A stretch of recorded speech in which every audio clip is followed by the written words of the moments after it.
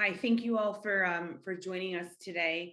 You touched on a lot of things that we've been trying to accomplish through this budget, but I think I want to just pinpoint my question to Glenn, and then perhaps someone else can follow up on that. But you did talk about the need for workforce development and the fact that we do have the 5.4% COLA. But I think it's important that people understand what happens if we don't take this action. So I appreciate your support that, we can't have a one-time COLA. This has to be, that's the whole point of a COLA, is that it's a cost of living adjustment, and we need to adjust it every single year, not just 1 year. You talked about the $500 million on top of that, because we are dealing with decades-long stagnation with our payment for this workforce that is burnt out.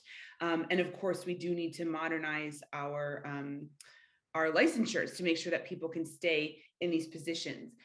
Can you describe, those are some things we've talked about needing to do. Sure. What happens if we fail at doing that this year? Well, first of all, Senator, thank you very much. That's an excellent question. I just really want to thank you and your leadership last year, along with Assemblymember Gunther, in terms of getting that 1% COLA last year. That was huge. That was symbolic and very important. And then it helped lead to this one. I will say a few things. First of all, I've been doing this a long time. I'm not an alarmist. I try not to be an alarmist. I try to be a realist. And the reality in the streets are not good. You said it perfectly. I think that the fear is that if we don't get a continuous enhancement of making sure that this COLA is permanently in language, that we get it every year and there's a commitment every year, that things are going to fall apart.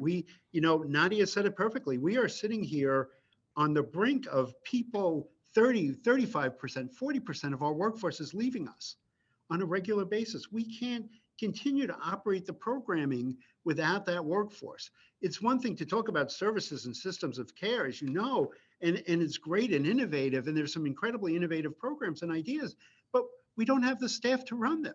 We don't have we're dying in the vine here around trying to get more staffing, and it's frustrating. And if we don't continuously get this kind of funding, things will fall apart. And the retention bonuses are excellent. That's great that we're getting $3,000, but it's a one-time money, and it's not going to substantially change and impact a lot of people in our field. And I'm fearful, as someone said this morning, I'm fearful that people are going to go to Amazon, they're going to go to McDonald's, they're going to go someplace else.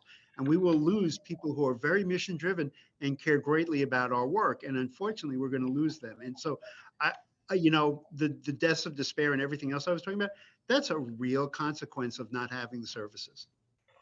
Thank you. Thank you.